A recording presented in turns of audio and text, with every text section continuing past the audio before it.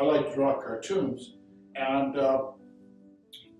let's just say it started when I'm the oldest in the family, so lots of younger kids around the house, and Christmas time came along, and they wanted to send letters to Santa Claus at Eaton's. I don't know if you recall Eaton's, but they had a Santa Claus drop off. You could send your letters off, wishes for Christmas, and so the kids commandeered me to draw little pictures of whatever up in the corner and write them a long letter to Santa Claus. And that was a lot of fun. So, you know, I don't know if they ever got all their wishes, but we did send off the letters, you know. And yeah, I've been drawing for a long time. Probably started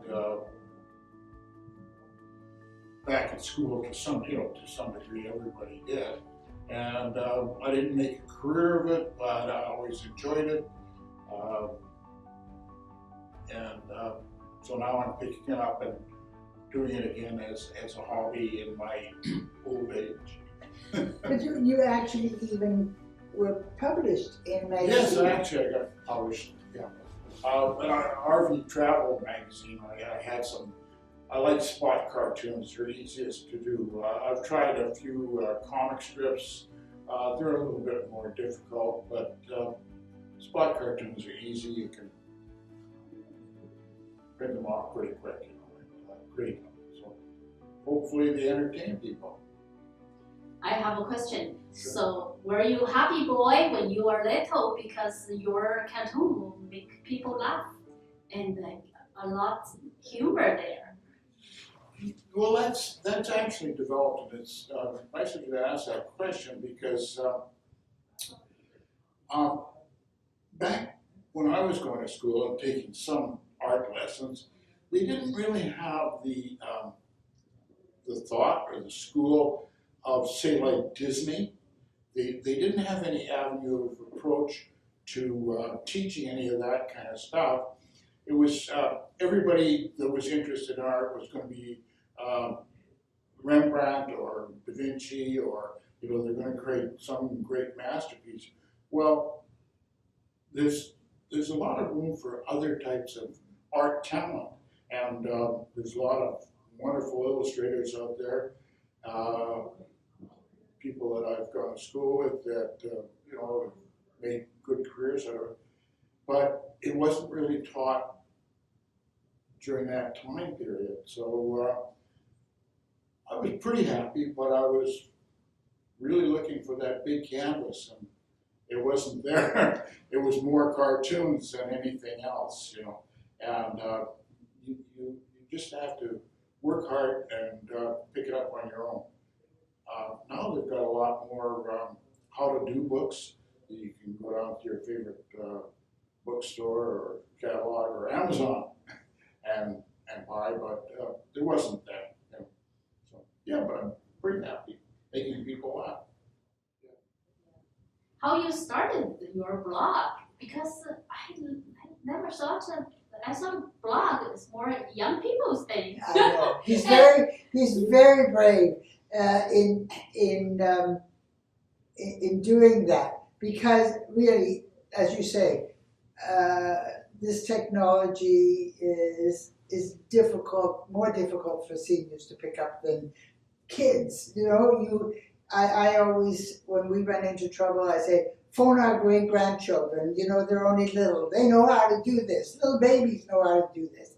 You know, so I really, and because Johnny didn't bother to learn the simple things. He just went right straight onto a blog. Right? It's not like you're going to take the in-between steps.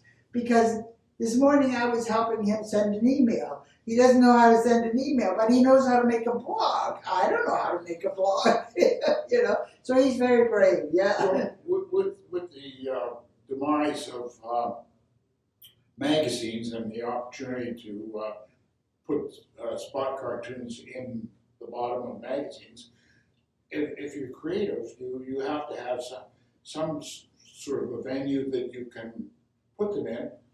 whether there's money or not. And so you look for the closest thing and the easiest thing you can work with. And a blog is a place where you can work at your own pace and you can satisfy your creative endeavors. And the only thing is you don't get too many attaboys. You don't know who really enjoys them unless they come up and shake your hand or something. But one of the things also that like you learned how to make your blog and put it all together, which is brilliant.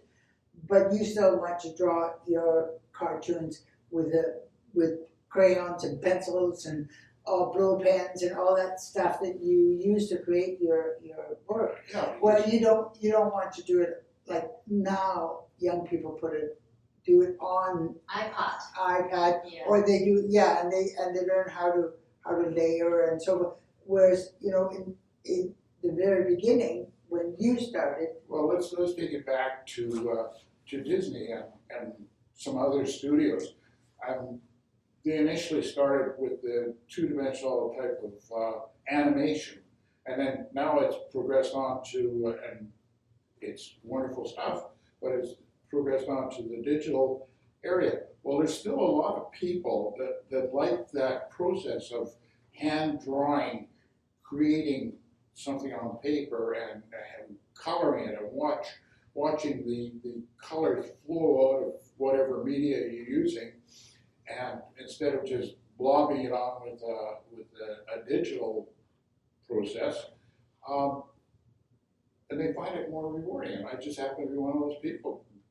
Maybe I'm just a little too lazy to learn the new stuff, but it's more enjoyable to do the long, hard work of creating the product, and I enjoy that.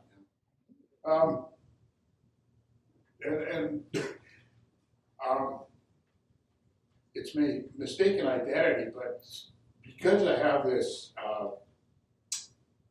creative aspect about it, I think in terms of maybe pictures, and my pictures are about 5 steps ahead of somebody who's using words.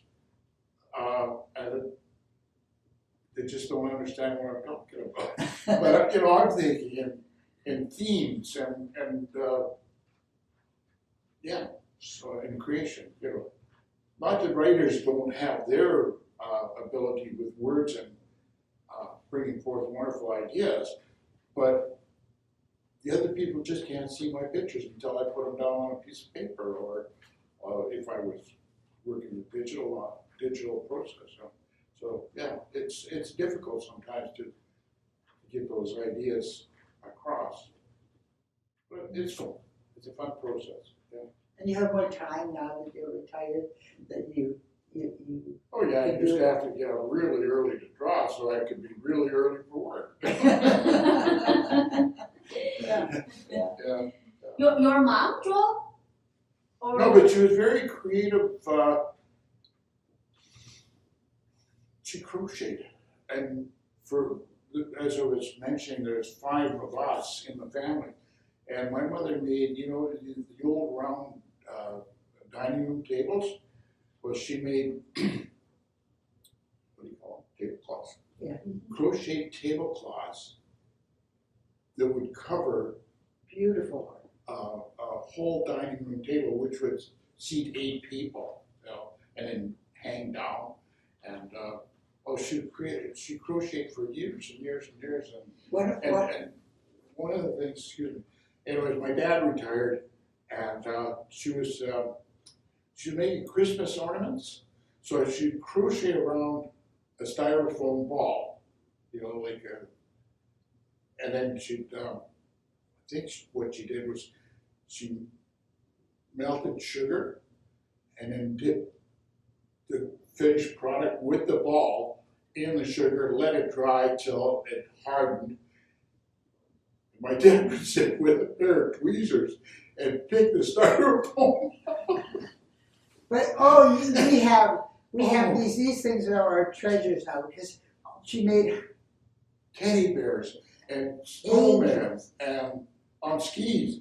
And Detailed. these 5 beautiful crochet table cloths, you know. I'd love to see the And, picture. and the little decorations, we still have a whole bunch of them. And they're like treasures, you know, because Yes. the work in them is so detailed. I'll send you a picture. Yes, Yeah. yes, I'd love Yeah. to see the pictures. Yeah. Yeah, that's like right now it's craft. Yes. Craft. Yeah, Oh, it's a yeah. yeah. But again, just like Johnny does details on all that, her detail was just, but you know what? I don't think that anybody appreciates the work and the talent that goes into that kind of thing, you know? Yeah. So,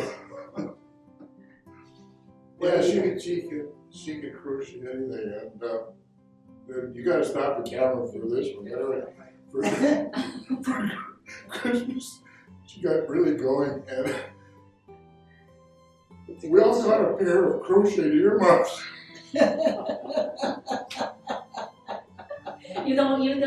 didn't have crochet?